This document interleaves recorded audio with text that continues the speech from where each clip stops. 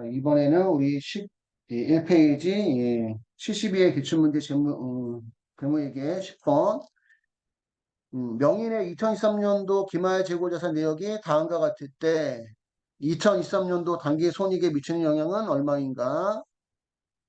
재고자산이 1000개, 조사에 의한 실제 재고수량이 800개, 당일당 원가는 1000원, 당일당 시가가 900원. 그러면 감모가 몇 개가 있고 200개가 있고, 그지? 그러면 감모 손실도 있고, 그지? 그 다음에 단위당 원가가 1000원이고 단위당 시가가 얼마니까 900원이니까 무슨 손실도 평가 손실도 있는 거예요. 그래서 첫 번째 재고자산 감모 손실은 어제도 얘기했지만 이건 이제 무슨 차이다? 수량 차이예요. 그래서 이제 장부 재고 수량 1000개에서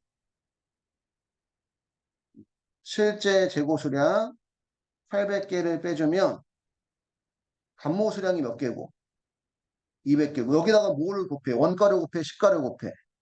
원가를 곱해. 원가 1000원을 곱해서 그럼 200개에다가 1000원을 곱하면 감모수량 200개에다가 1000원을 곱하면 20만 원이 감모 손실.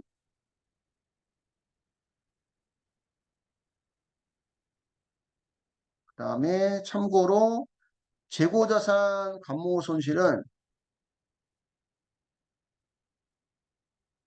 정상 감모는 어디에 가산하고 매출원가 가산하고 비정상 감모는 영업의 비용의 가산입니다.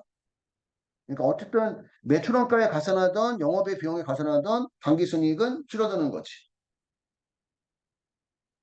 재고자산 평가 손실은 무슨 차이다? 가격 차이다. 그래서 원가 얼마에서 1000원에서 시가 얼마를 빼면 900원을 빼면 한 개당 평가 손실은 100원. 여기다가는 이제 실제 재고 수량을 곱해요. 장부 재고 수량을 곱해요. 그죠? 실제 재고 수량을 곱해요. 800개.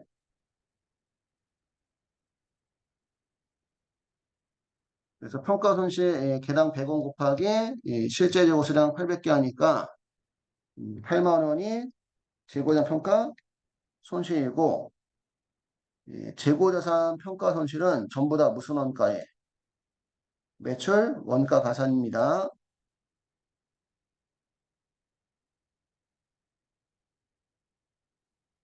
즉 재고자산 감모 손실 20만 원 플러스 재고자산 평가 손실 8만 원 28만 원 비용 증가액 만큼 당기순이익 감소한다. 그래서 28만 원 답은 4번이에요.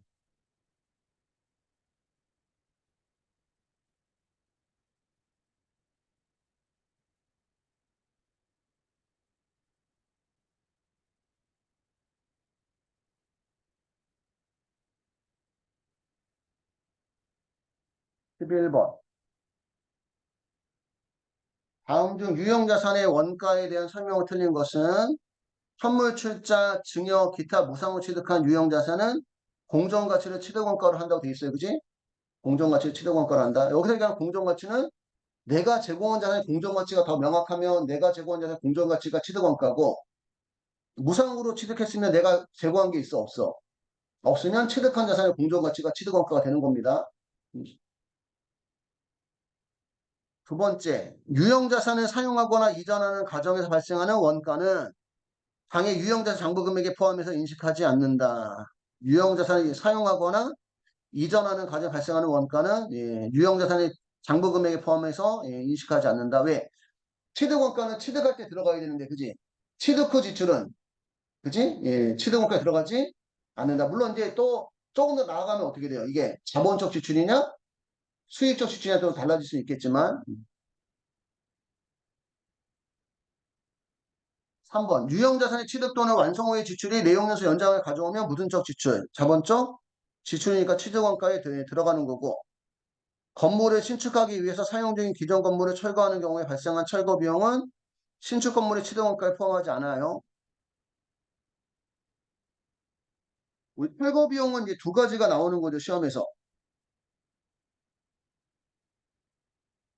토지 플러스 부건물 취득 후 부건물 철거 시 철거 비용은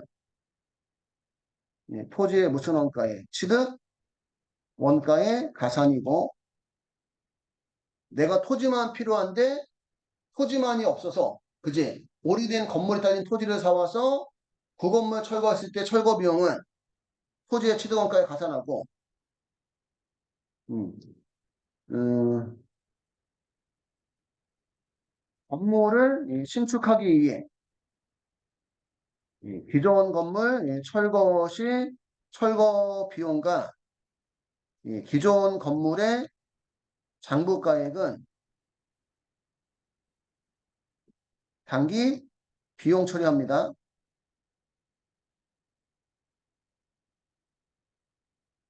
건물을 신축하기 위해서 기존 건물 철거 시 철거 비용과 기존 건물의 장부가액은 단기 비용 처리한다. 토지도 옛날에 사왔고 건물도 옛날에 져서 내가 사용하고 있다가 건물이 오래돼서 새로운 건물 지려고 철거했다면 그 철거 비용하고 기존 건물의 장부가액은 그냥 무슨 처리? 단기 비용 처리합니다. 이 단기 비용 처리하는데 이것도 문제에 따라서 달라져요, 좀.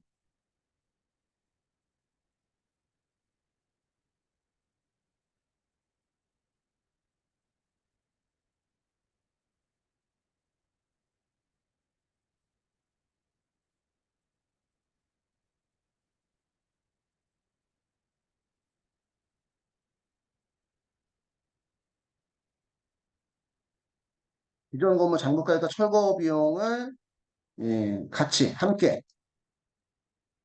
회계 처리하면 이게 유형자산, 처분, 손실 처리하고 철거 비용만 회계 처리하는 경우는 수수료 비용으로 시험에 나옵니다. 수수료 비용으로.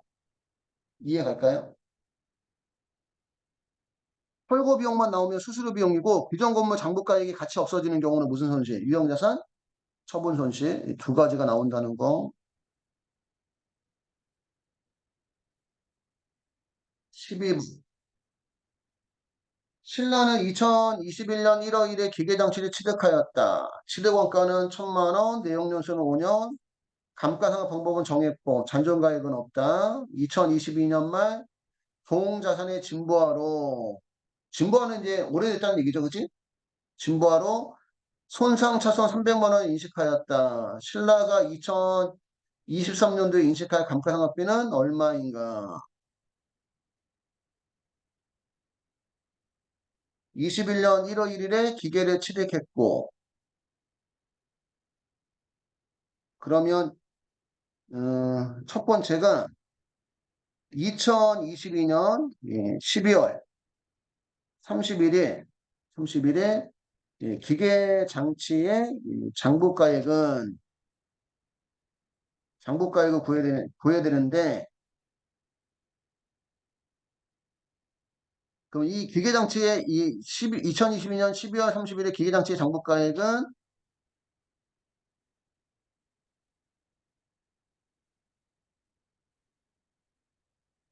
일단 금액 빼고 적으면 취득원가는 1,000만 원이고 여기서 누구 빼고 감가상각 누계 빼고 그 다음에 손상차손 누계 뺀 금액이 장부가액이 되는 거예요.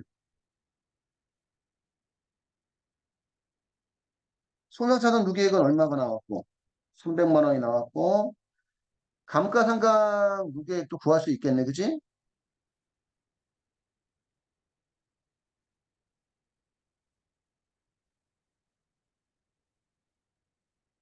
취득원가가 1,000만 원, 내용연수가 5년, 1년에 얼마씩인데 200만 원씩인데 2021년에 한 번 상각했고 2022년에 한 번 상각했으니까 2년 상각이죠, 그지?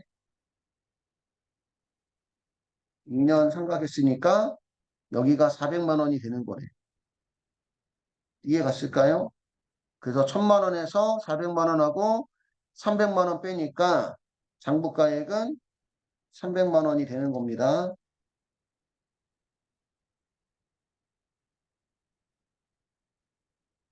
그럼 2023년 12월 31일 기계 장치의 감가상각비는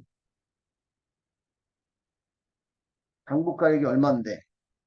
300만 원인데 기존의 내용연수 몇 년에서 5년에서 몇 번을 상각했어요?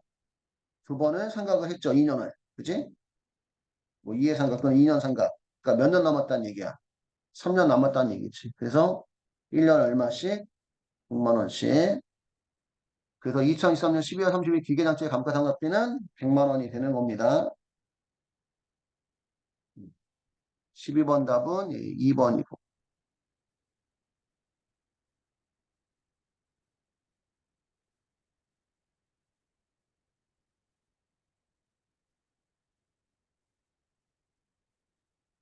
13번. 13번. 용화는 2023년 1월 1일 기존 건물에 있는 토지를 업무 사용 목적으로 2천만 원의 일괄 취득하였다. 취득 시 토지와 건물에 대한 취득세 160만 원을 납부하였다. 취득 당시 토지와 건물의 공정가치는 각각 1,500만 원과 500만 원이었다. 건물은 내용연수 10년. 정해법으로 감가상각할 때 다음 중 틀린 것은 건물이 있는 토지를 2천만 원 일괄 취득했고 건물의 토지의 공정가치가 얼마? 1,500. 건물의 공정가치는 500. 그러면 토지와 건물에 대한 취득세 160만 원도 그지? 이 금액도 토지와 건물로 배분을 해줘야 돼요.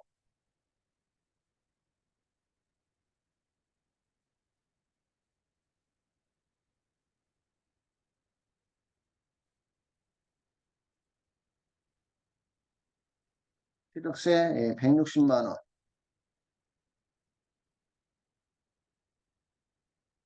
더하기 총 공정가치 2천만 원 중에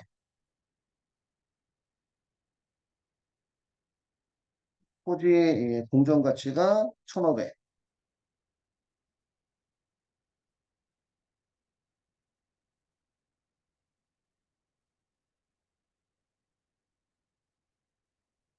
건물 공정가치가 500.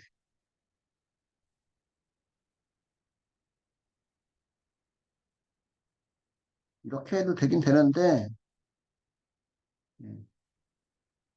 예, 되긴 되는데 일괄 구입 가격으로 해도 되죠. 일괄 구입 가액은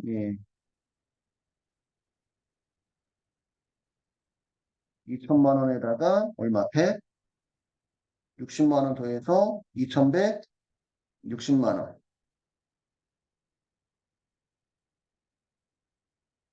곱하기 총 공정가치 2천만 원 중에 토지 공정가치가 1,500.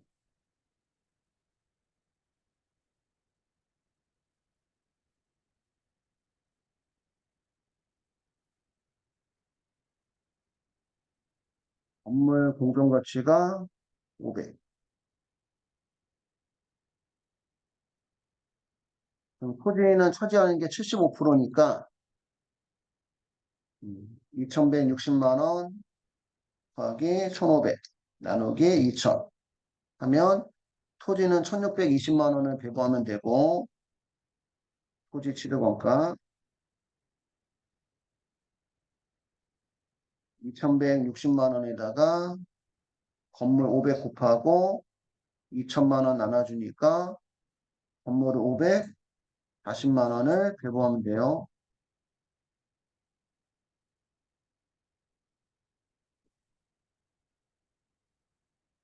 그러면 토지 취득원가는 토지 공정가치 얼마에다가 1,500에다가 토지 취득세 120만 원이 더 추가가 된 거고, 건물은 공정가치 500만 원에다가 건물 취득세 40만 원이 더 추가가 된 거예요. 그래서 취득세 중 건물의 취득원가 포함되는 금액은 40만 원, 건물의 취득원가는 540만 원, 토지의 취득원가는 1620만 원. 그래서 3번이 틀린 거고, 건물의 감가상각비는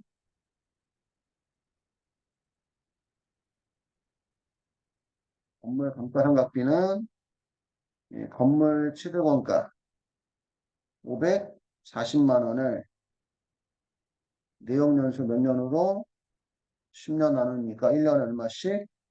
54만 원씩. 그래서 3번이 틀렸다.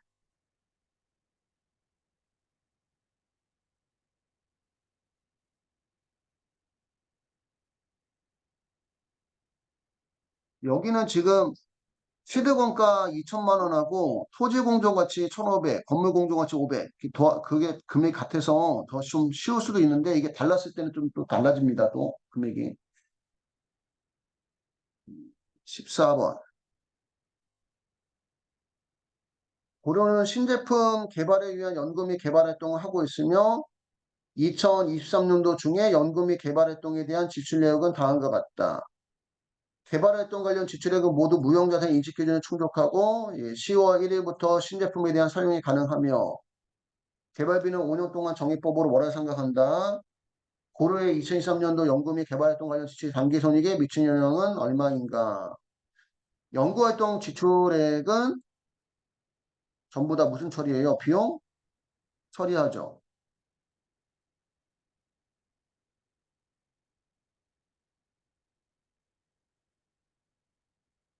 얘는 연구비라는 판매비와 관리비 처리하고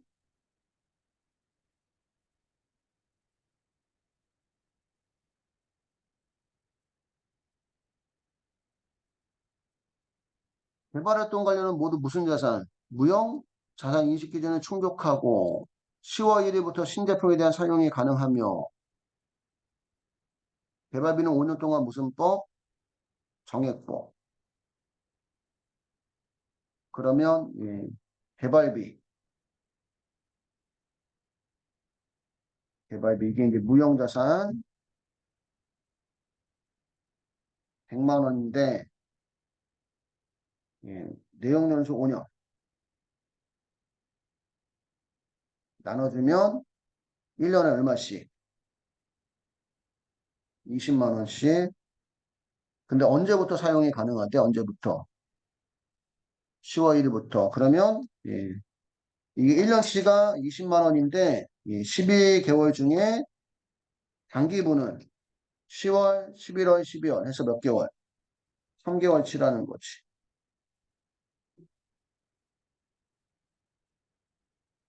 그래서 20만 원 곱하기 3 나누기 12 하니까 예, 개발비 상가격이 5만 원이 되는 거예요.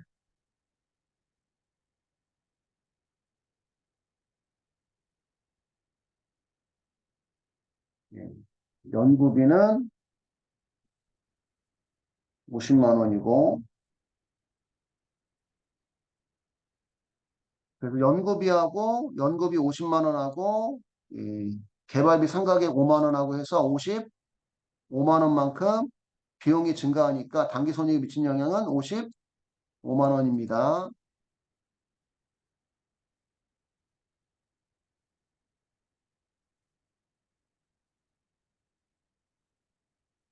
연구비 50만 원 플러스 개발비, 무형자산 상각비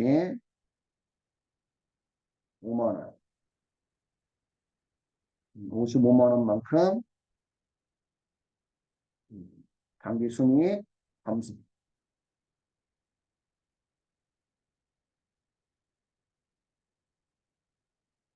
그래서 답이 2번이고요.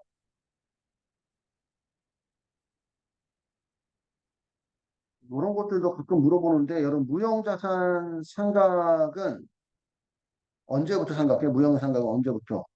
사용이 가능한 시점부터.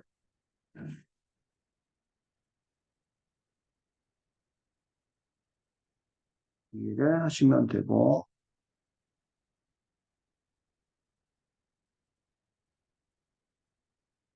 15번. 15번. 2023년 1월 1일. 대부분은 액면금액 1,000만 원. 표시이자율 5%, 만기 2025년 12월 31일에 사채를 발행하였다. 사채 발행일에 유효이자율이 6%일 경우 다음 설명 중 틀린 것은 일단은 액면이자가 그 유효이자보다 낮으면 할인 발행이죠. 그치? 예. 표시이자율이 액면이자율인데 액면이자율이 5%고 유효 예, 이자율이 6%니까 몇 프로 이자를 더 줘야 돼요? 1%. 예, 이자를 더 지급해야 하는 만큼 무슨 발행? 할인 발행입니다. 그러면 사채 할인 발행 차금이 발생하는 거네, 그지?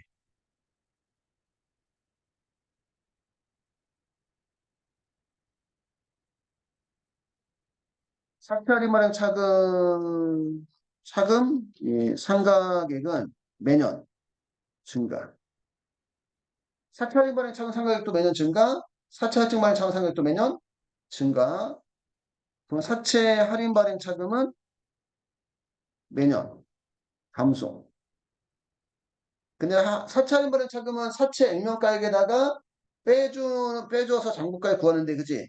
빼줘야 될 금액이 줄어드니까 사채의 장부가액은 매년 증가를 하고 사채 이자 비용, 그지? 사채 이자 비용은 사채의 장부가액에다가 유효율 곱하는 거잖아요, 그지?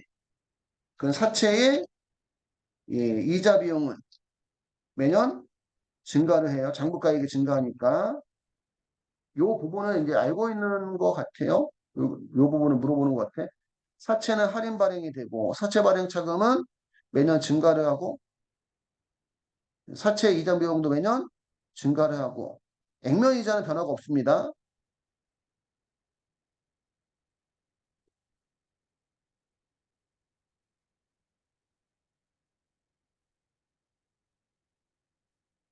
액면 이자는 변화가 없는 이유가 그냥 액면가액에다가 액면 이율 곱하는 거라서.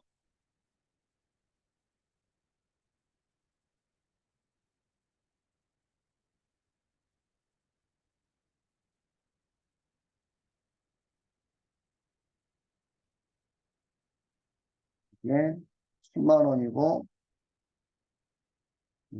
액면 이율이 표시 이자율 5%고 그 얘는 매년 얼마다 액면 이자는 50만 원이죠. 그지? 매년 50만 원이야. 매년. 근데 색채 장부 가격은 매년 바뀌니까 유효자도 바뀌는 거고. 그래서 4번이 틀렸습니다. 있을까요?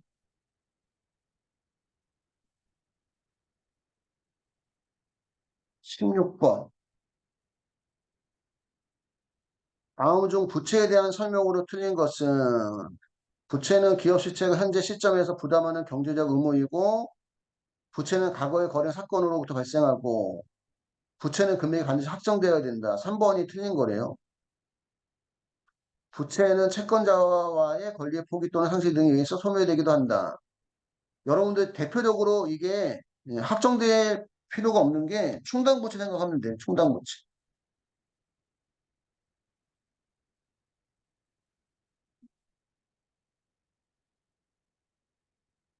여러분들 언제 퇴직할지 알아요, 몰라요? 네. 그러니까 100% 이게 확정될 수는 없는 거지. 그지? 그리고 우리 이제 충당부채. 충당부채는 이제 부채로 인식한다. 그 다음에 충당부채에 해당되는 예가 대표적으로 이제 퇴직급여, 충당부채, 제품, 보증, 부채가 있고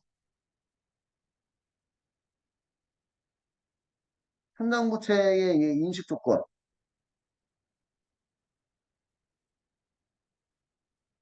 현장 부채 인식 조건이 과거 거래나 사건의 결과, 현재 의무가 존재를 해야 되고 퇴사하게 되면 퇴직금 줘야 되니까 경제적 자원이 유출될 가능성 매우 높고 그 금액을 신뢰성 있게 측정이 가능한 경우 인식하는 거죠. 근데 실질적으로 어쨌든 퇴사할 걸 고려해서 하긴 하지만 언제 퇴직할지 모르니까 100% 퇴직금이 확정된 것은 아니란 얘기예요. 따지면.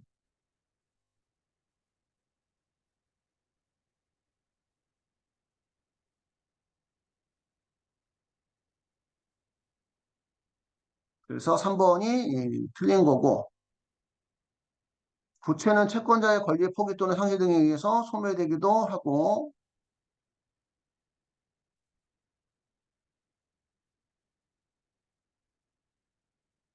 특정이라고 나올 수도 있고 추정이라고 나올 수도 있고 그지?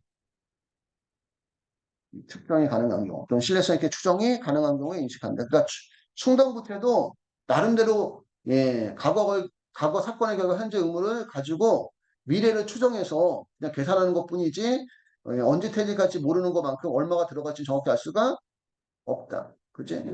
제품 보증 부채도 AS 비용이잖아. 그지? 이것도 그냥 추정하는 거지.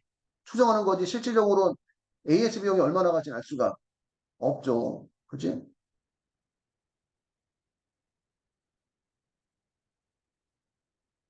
쓸까요? 17번. 백제의 2023년 말 자본 구성 항목이 다음과 같을 때 기말 재무상태표의 자본 잉여금과 자본 조정으로 표시될 금액은 얼마인가? 자본 잉여금은 대표적으로 누가 있어요? 자본 잉여금은 주감자, 그지?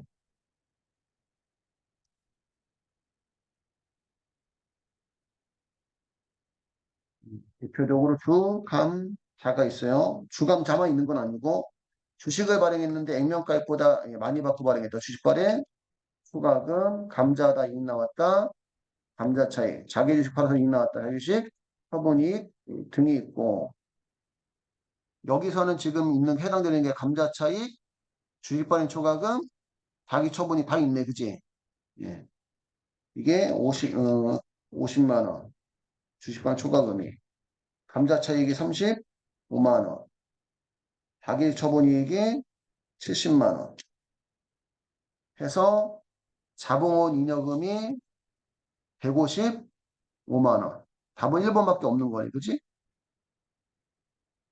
2번.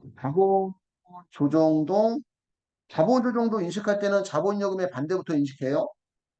주식을 발행했는데 액면가액보다 싸게 발행했다. 주식, 할인 발행 차금, 감자다 손실 나왔다. 감자, 차손. 자기 주식 팔아 손실 나왔다. 자기 주식, 처분 손실. 그 다음에 주식을 발행하면 대변의 자본금인데 주식을 일시보유 목적 사갔으면 차변에 자기 주식. 그 다음에 미처분 이익잉여금을 다음 연도 주주총회 때 주식 배당하면 미교부 주식 배당금 등 이런 것들이 자본 조정인데 지금 해당되는 게 여기 출자전환 채무라는 게 나온 거구나. 그지? 예.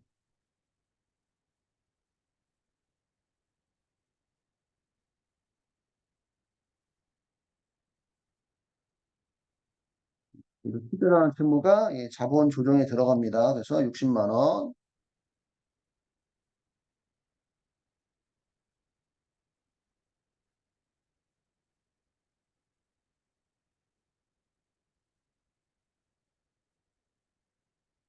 이 식으로 바꿀 수 있는 채무를 우리가 출자전환 채무라고 하는 거예요. 그 다음에 그래서 답이 1번이고 18번.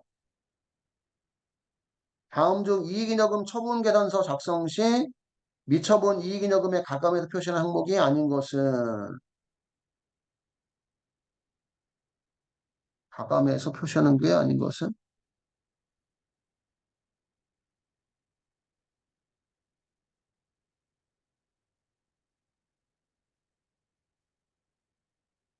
답이 4번이래. 4번. 그 현금 배당과 주식 배당은 미처분 이익잉여금에 가감하는 게 아니라 이익잉여금 처분액이다. 이익잉여금 처분계산서에서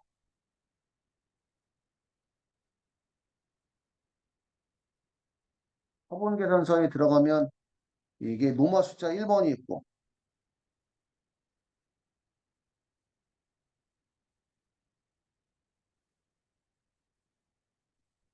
노마 숫자가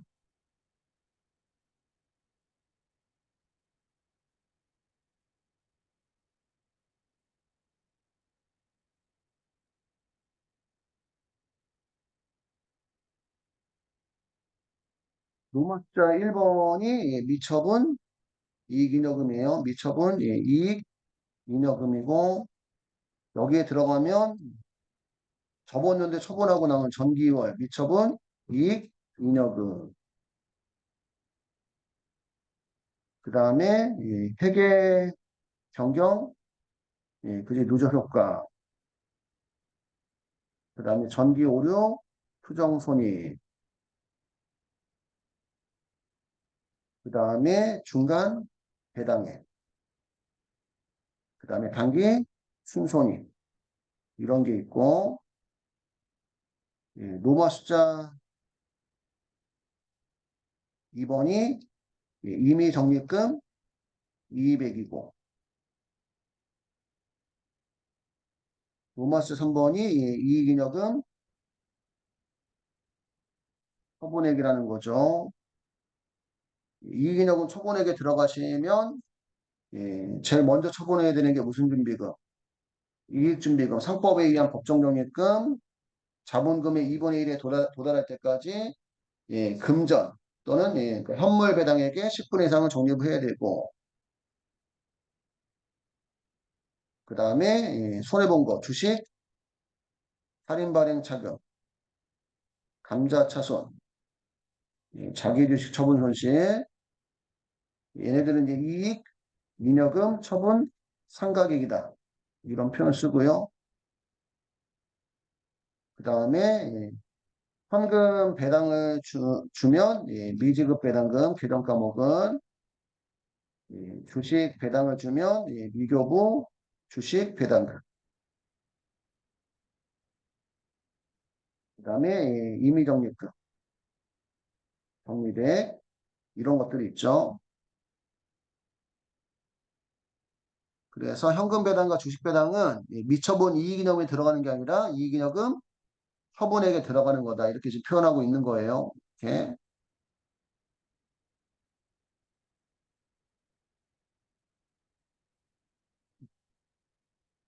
그래서 18번 답은 4번이고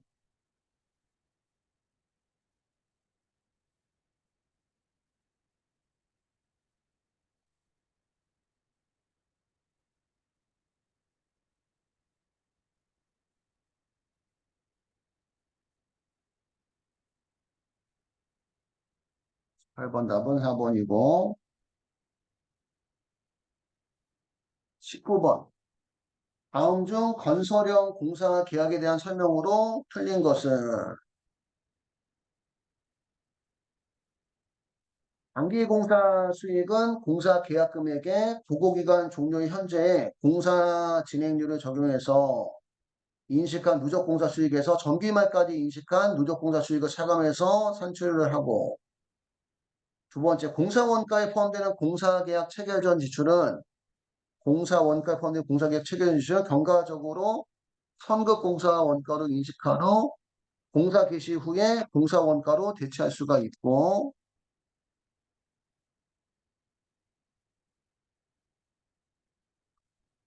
공사와 관련해서 향후 공사 손실의 발생이 예상되는 경우에는 예상 손실을 즉시 공사 손실 충당 부채로 인식하고 중요 세부 내용 주석으로 기재한다. 우리 3번은 한 번도 해본 적은 없어요. 실무적으로는. 근데 예상 손실이 인식하면 미리 인식을 하래요. 공사 손실 충당 부채로 미리 비용으로 인식을 하래요. 공사 종료 후에 하자 보수 의무가 있는 경우에는 합리적이고 객관적인 기준에 따라 추정된 금액을 진행률에 따라 공사 원가에 포함하고 동액을 하자 보수 충당 부채로 계산한다. 공사 종료 후에 하자 보수 의무가 있는 경우에는 합리적이고 객관적인 기준에 따라 추정된 금액을 하자 보수비로 해서 그 전액을 공사가 종료되는 해계연도에 공사 원가에 포함하고 동액을 하자 보수 충당 부채로 계산한대요. 그래서 4번이 틀렸습니다. 4번이 진행률에 따른 게 아니네. 그지? 이 부분이 틀린 거네. 그지? 진행률에 따른 게 아니라 예, 추정된 금액을 공사 종료 후에 하자 보수가 있는 경우 합리적 객관적 기준에 따라 추정된 금액을 하자 보수비로 해서 그 전액을 진행률이 아니라 공사가 못 되는 시점에 종료되는 해결연대 공사원가에 포함을 한대. 공사가 종료되는 해결연대 공사원가에 포함하고 동액을 하자보수 충당부채로 계상한다.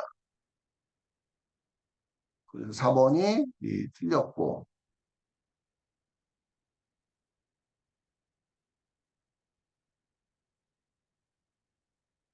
그 다음에 20번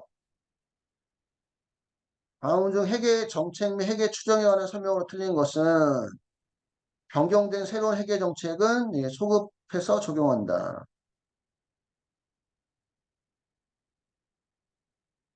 회계 변경에는 정책의 변경과 추정의 변경이 있죠.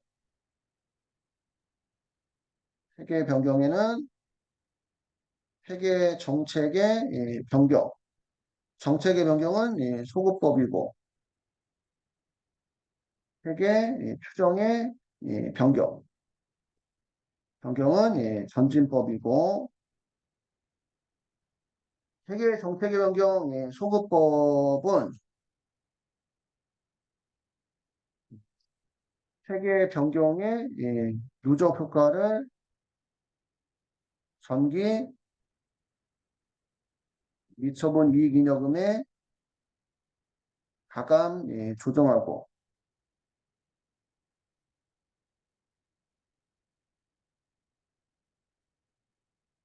그다음에 전기 재무제표를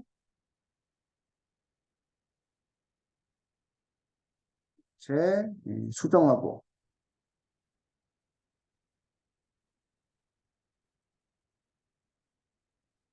전기 재무제표를 재수정함으로 기간별 비교 가능성은 높아지지만 신뢰성은 상실된다. 정책의 변경에 해당되는 건 몇 가지 없죠. 그지? 재고자산, 평가 방법, 변경,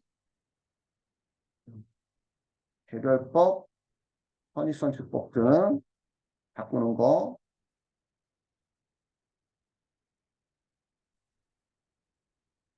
그 다음에 유가증권, 평가 방법, 변경, 개별법, 이동평균법, 총평균법.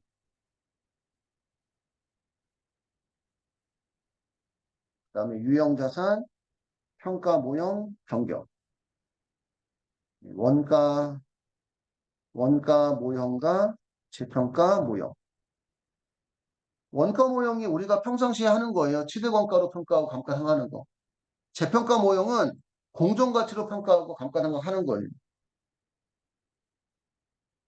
회계 추정의 변경은 회계 변경의 누적 효과를 반영하지 않는다. 그다음에 전기 재무제표도 재작성하지 않는다.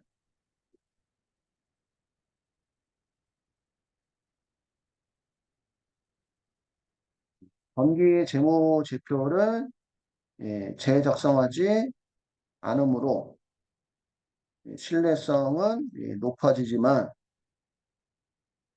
기간별 비교 가능성은 낮아진다.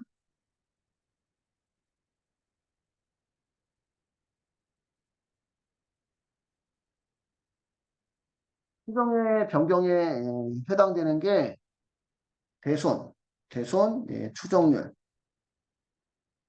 변경, 감가상각, 방법.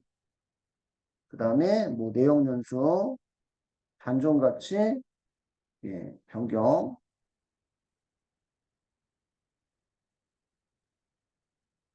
재고자산, 진부화, 여부, 판단.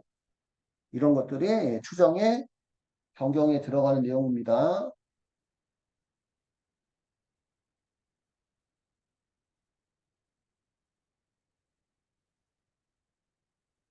그래서 1번 변경된 새로운 회계정책을 소급해서 적용하고 회계정책의 변경에 따른 누적 효과를 합리적으로 결정하기 어려운 경우는 누적 효과를 합리적으로 결정하기 어려운 경우 회계 정책의 변경을 점진적으로 처리한대. 효과가 단기와 단기 이후의 기간이 반영되도록 하고 추정의 변경은 전진법이라 전진적으로 처리해서 그 효과를 단기와 단기 이후의 기간에 반영하고 회계 변경의 속속한 그 효과를 정책의 변경 효과와 추정의 변경 효과로 구분하기 어려운 경우는 추정의 변경으로 본대요. 추정의 변경으로 본다. 그래서 4번이 틀린 겁니다. 정책의 변경이 아니라 추정의 변경으로 본다.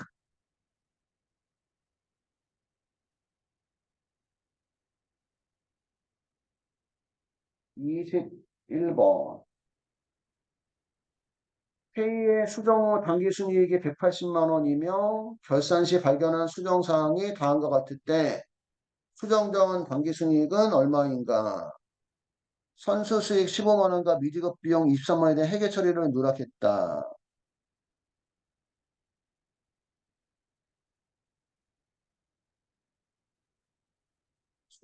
수정 전 당기 순이익이 얼마인지 모르고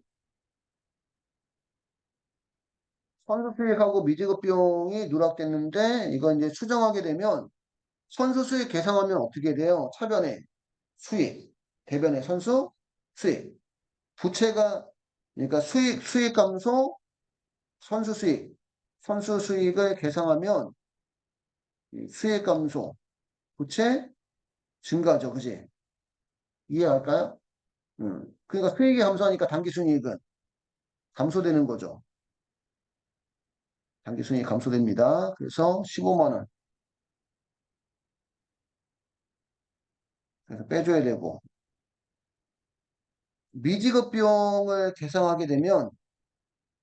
미지급 비용을 계산하게 되면 차변의 비용 증가, 대변의 부채 증가 되는 만큼 이익은 감소하는 거죠. 그래서 빼줘야 되는 거네. 이렇게 빼줘서 수정 후 단기 순이익이 나왔다는 거예요. 이게 얼마가? 180만 원이 나왔다는 거지.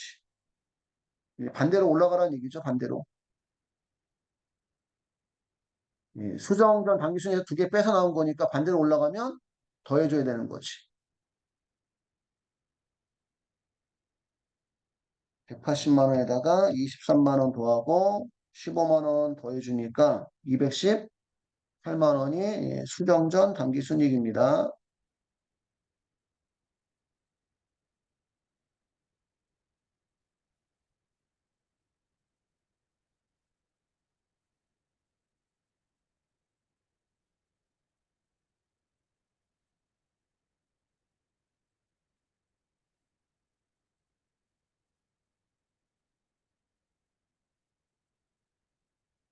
그러니까 비용 관련한 자산부채 누락분을 수정할 때 이제 음, 수정할 때 음, 자산 누락분을 수정하게 되면 단기 순이익이 증가를 해요.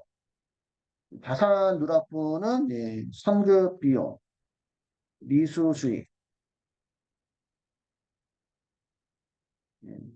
수정하면 단기 순이익이 증가하고 부채 누락분, 예, 선수 수익, 이지급 비용 수정하게 되면 예, 단기순이익은 감소합니다.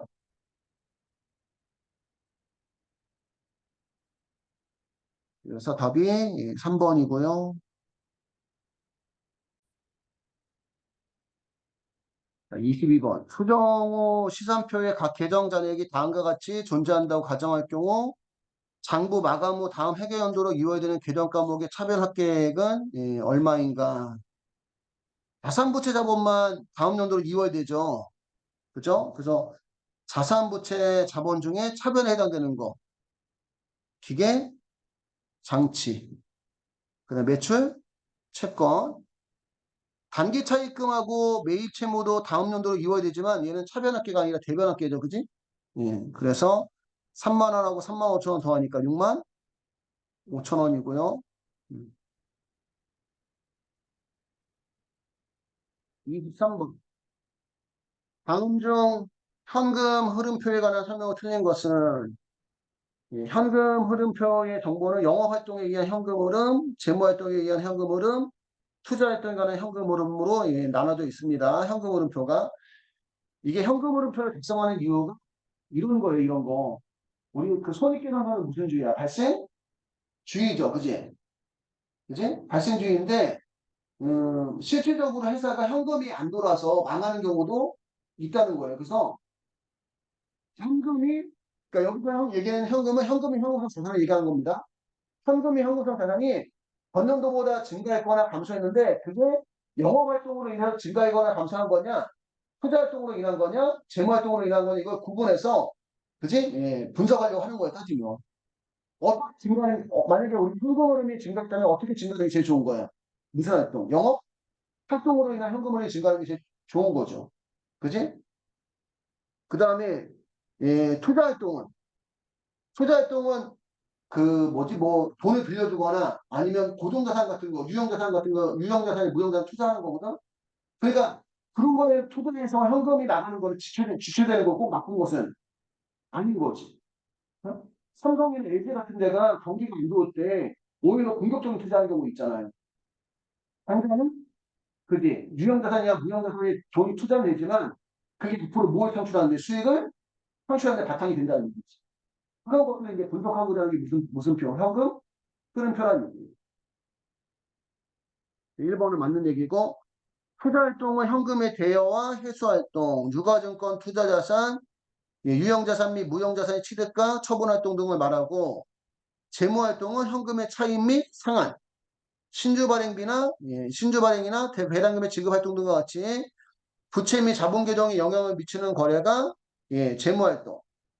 현금 흐름표에서 현금이나 현금만을 의미하므로 현금성 자산 포함하지 않는다. 이게 틀린 거죠.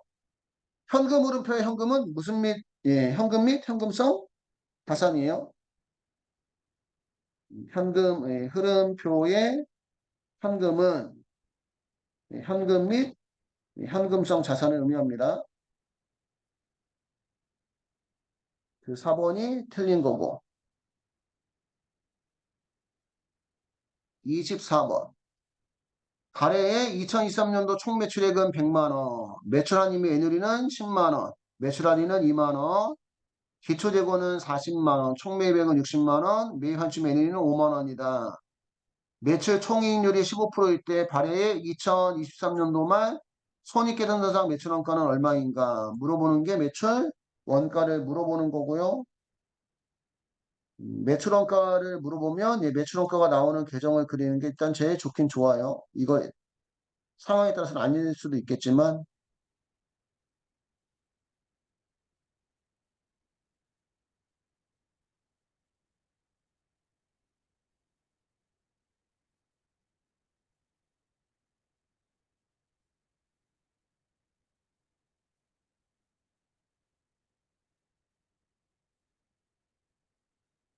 상품 계정이 예, 매출 원가를 구하는 거고 예, 기표 재고가 40만 원.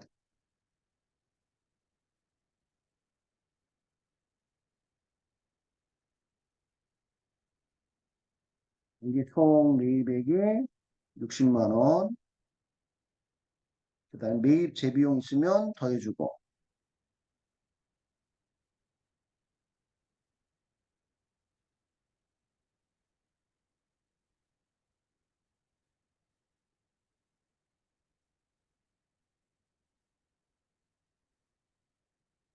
그 다음에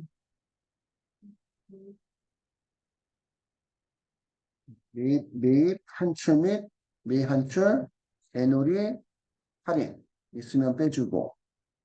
그 다음에 타계정 대체도 나올 때도 있어요. 타계정 대체 있으면 빼주고. 그 다음에 매출 원가. 그 다음에 기말 재고. 그러고 보니까 이거 안 그려도 되는구나. 보니까 이거 안 그려도 되는데 지금 그리고 있었네. 그러니까 주어진 자료를 꼭 다 써야 되는 것은 아니네. 그치? 미안해요. 그러면 총,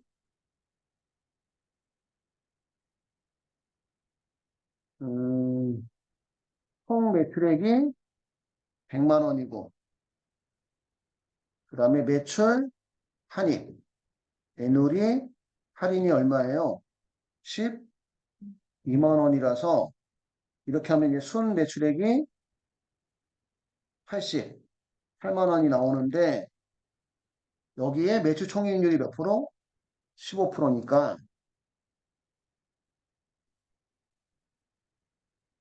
15%니까 매출 원가율은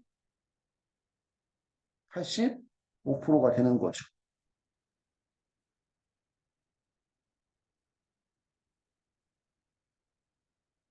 그래서 총매출액 88만 원에 15% 하면 13만 2천 원이 매출 총이익.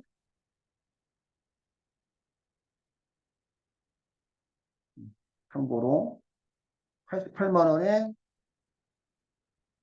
85% 74만 8천 원이 매출 원가예요.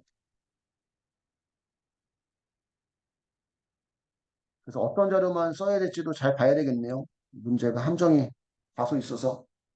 됐을까요? 답은 1번이고